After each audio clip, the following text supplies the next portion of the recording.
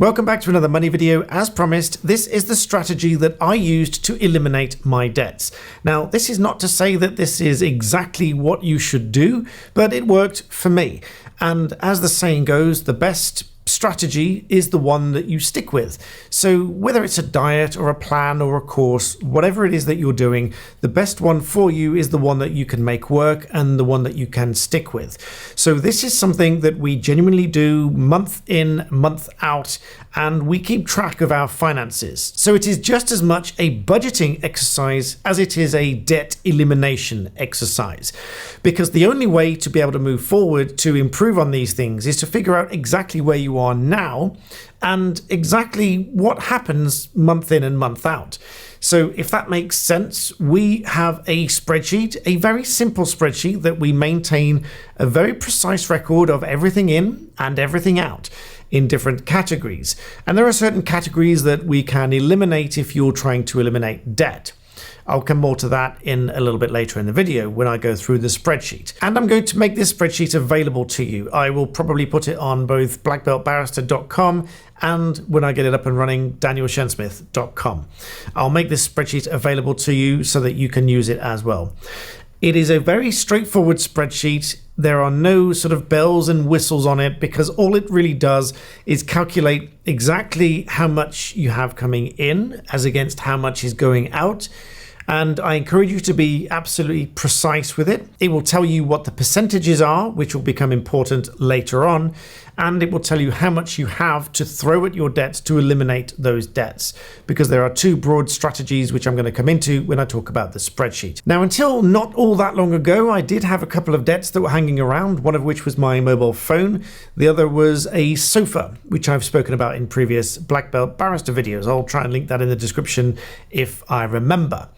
Now, the reason I bring that up is because I took those on 0% finance so that I had some extra protection under the Consumer Credit Act. Now, I also didn't really consider them as debts because, well, for one, it was on 0% finance, but secondly, I also had the money available to pay them off should I ever choose to. And so these arrangements do have their place if you are using them for your own protection. However, they can also cause a problem in the budgeting, which is what we're going to go through in these spreadsheets, which also will show you and hopefully highlight the areas that you're able to eliminate. Because if you want to throw all of your spare money at a debt to eliminate the debt so you can feel absolutely free and have more control over what you're doing, which is what you will do by eliminating those debts, you do need to make some sort of sacrifice. Now, if you don't want to make any sacrifices, that's fine. Just know that it's going to take you a lot longer, if ever, to completely eliminate these debts. But by spending just 1 or 2 or however many years necessary to focus on these debts and eliminate them, it will bring you to a place of peace and more control. So without further ado, let's get into the spreadsheet. So first of all, let me explain this spreadsheet here because there's a few things to explain which you'll need to know if you're genuinely going to use this. You genuinely want to get yourselves out of debt and start building wealth. And now it's worth bearing in mind that these spreadsheets are all calculated on a monthly basis. So remember that, but I will remind you as we go through. Now, there are 3 main sheets at the bottom here. You can see the one that is currently active is the no debt sheet. This is if you have no debt and you are building wealth. You're in the process of building wealth. There are a few important differences between this sheet and the others, which I'll come back to in a moment. The next sheet is with debt strategy 1, which I'm going to explain what that is. And as I say, a few subtle differences in this sheet. And then with debt strategy 2. Now, allow me, first of all, to explain the differences between debt strategy 1 and debt strategy 2. There are broadly two different strategies to attack your debt. And as I mentioned in the introduction to this video, eliminating your debt is the principal concern if you want to start building wealth. You can't properly start to build wealth, real wealth, until you've tackled your debt. Now, yes, there are some situations where companies build their business based on debt and debt leveraging and so on. But that is so far out of reach for most people that it is not a concern here. And it is entirely a business strategy, not for you as a personal strategy. Now, the principal difference between debt strategy 1 and 2, you'll find all over on the right-hand side here. Don't worry about all the others. I'm going to come back to those in a moment. Now, on the debts column here, first of all, it's going to show you as a total, and I'll explain what the percentages mean. But under debts, you've got the smallest debt, the second smallest, and the third smallest, i.e. we're going to start tackling the smallest debt. Now, in here, you're going to write whatever that might be. So this might be, for example, it might be your, let's just call it a MasterCard, okay? No affiliation here. Let's say it's your MasterCard, and you might even put on it that there's a balance of whatever, £2,700 or dollars. And so highlight what that debt is here. Now, this spreadsheet is a very simple way of mapping out where you are now and arranging so that it can help you moving forward. There are calculators available. I will probably add them to this spreadsheet as time goes on so I can make these tools available to you. There are plenty of them online, but there are tools available to calculate how long it would take to pay off a credit card like this. The reason I'm not putting them on at the moment is because this is designed to take stock of where you are right now and so that you can focus on eliminating these debts. So starting on the assumption that you've got this MasterCard here, let's say it's £2,700, doesn't matter how much it is, but in this column, we are going to be putting how much you are going to pay towards this. And so this is going to be as much as you can. And we'll come back to what that is a little bit later. On the second smallest and the third smallest, these are going to reflect your minimum payments at the very least against these ones. Now, there's a reason that we start with the smallest one. So the reason we start with the smallest debt is because when you eliminate that debt completely, it is a psychological win. You have cleared one of those debts off. You can then move on the next one. And then when you've cleared that one off, you have another psychological win and you can move on to the next one on the way to eliminating your debts. Now, so on the second smallest and the third smallest, you're going to put whatever those minimum payments are. So let's just say it's £50 for this spreadsheet as the minimum payments on those. And we're going to come back to what you'll put in here. So we'll highlight this for the moment and we'll put what we are going to put in here a little bit later. And so I'll come back to that one. So with debt strategy 1, sometimes referred to as a debt snowball because it rolls up and gets bigger and bigger. So you're starting with the smallest and you'll end up with the biggest. It's a debt snowball strategy of eliminating your debt. That's debt strategy 1. Debt strategy number 2, if we go over to the right-hand side again under debts, we're looking instead of the size, but at the interest rate. So, for example, your car may well be one of the highest interest rates. Now, one strategy might be to get rid of the car entirely and get a much cheaper one, or take the bus or ride a bicycle or something, if you can at all manage it. That eliminates it completely. Even if you take a bit of a loss, a bit of a hit on getting rid of the car, you'll get rid of the highest interest rate that way. But let's say you don't. Let's say you want to get rid of the highest interest rate here. This is where we are going to put in whatever the highest amount is that we can pay off towards that debt. So this is debt strategy 2 compared with debt strategy 1. Right. Now, let's go back to the no debt sheet for a moment to explain the difference with this, because this is going to then move on to the fundamental principles of moving towards getting rid of this debt in the first place. And as a reminder, this is exactly what we did and exactly how we eliminated our debt. And we used a combination of those two strategies. But we end up in this no debt column here, whereby we are investing things. Now, the principal difference, again, you'll find over on the right-hand side, because the reason for that is the left-hand side are the most essential things, such as starting with your income, the most essential, whatever your income is.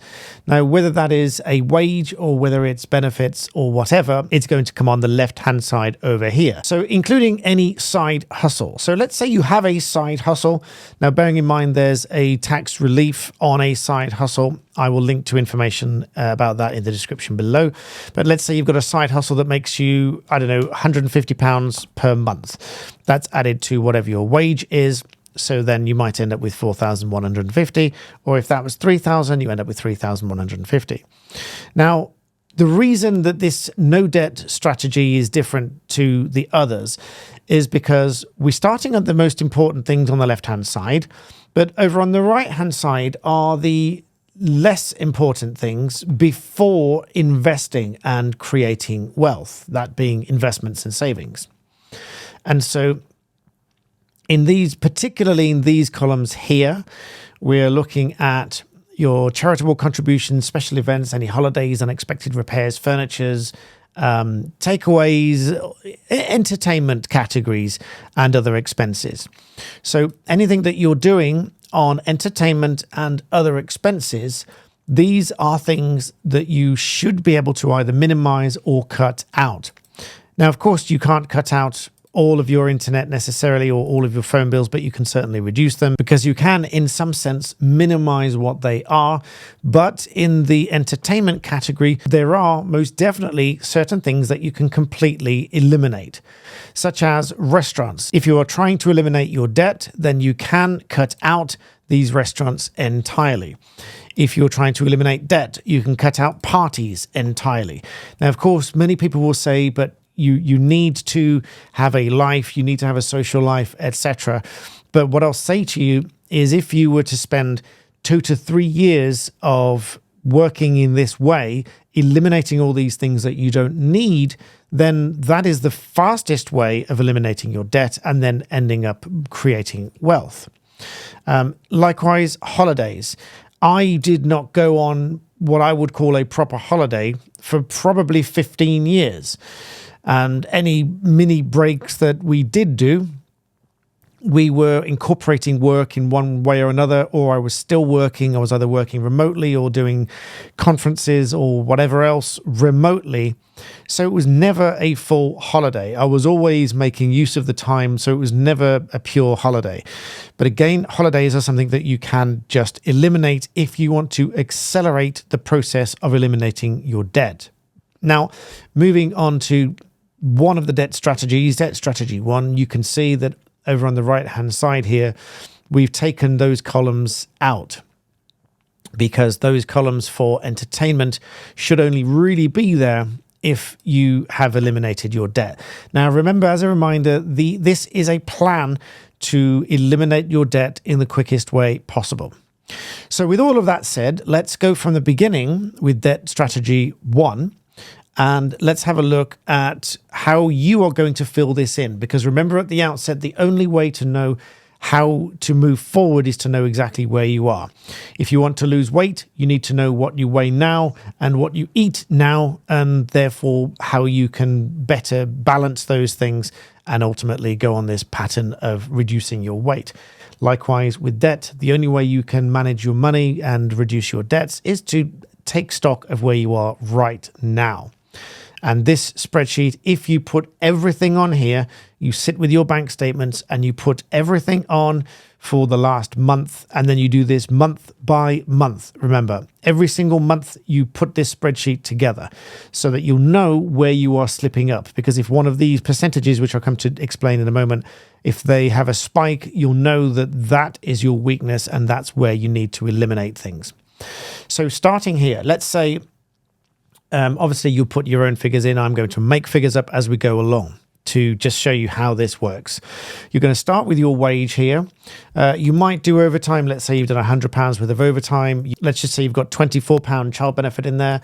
Let's say you've got a side hustle going and you make £100. Savings and interest is probably not going to be much, but if you've got something in a savings account that makes you, let's just call it £5 a month, just to put some figures in there, then this is going to give you your total income for that month.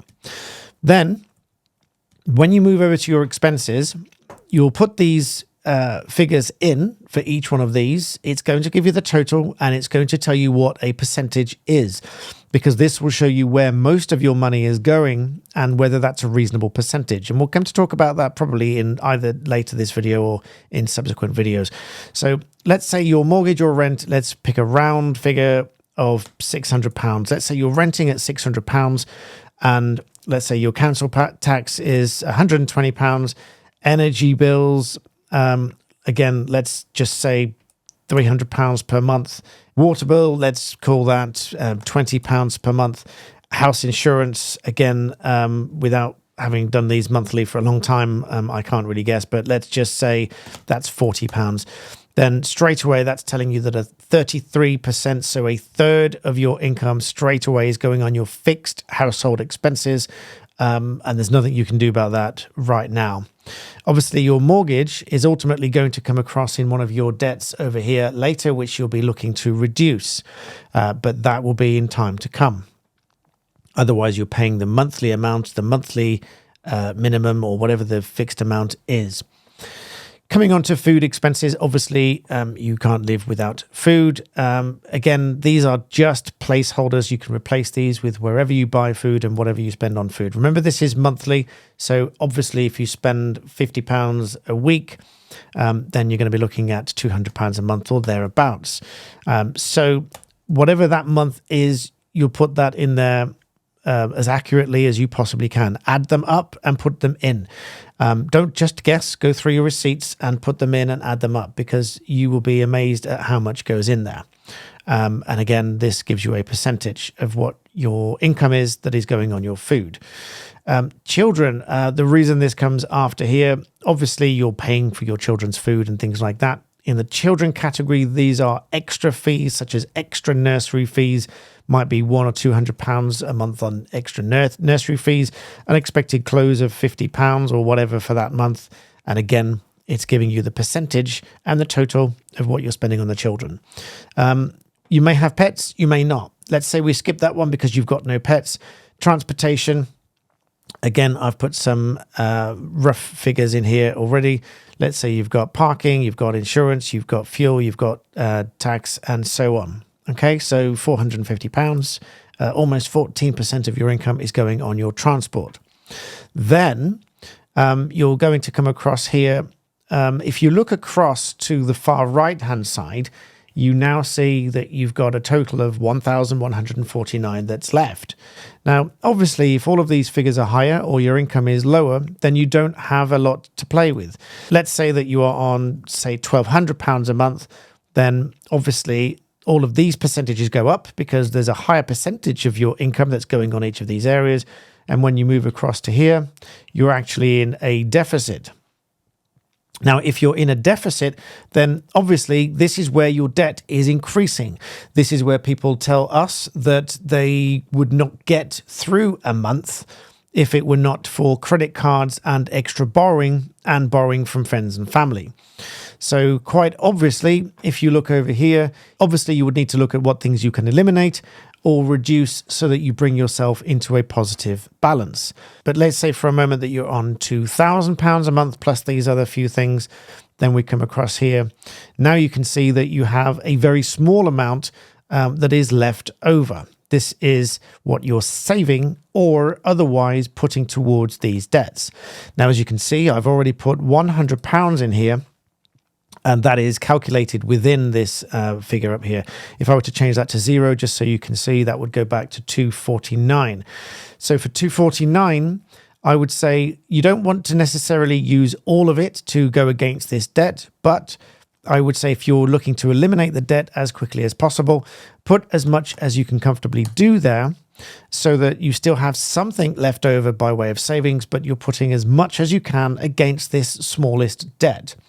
And if you do this every month, this is going to be the quickest way of eliminating that smallest debt. Now, this is not to say that this is exactly what you should do and how you should do it. I'm telling you that this is what we did to eliminate the debts that we had.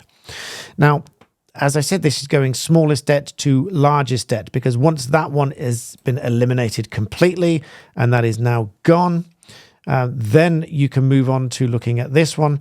And then you've got the £200 to put against that one, and then start to eliminate the second smallest debt.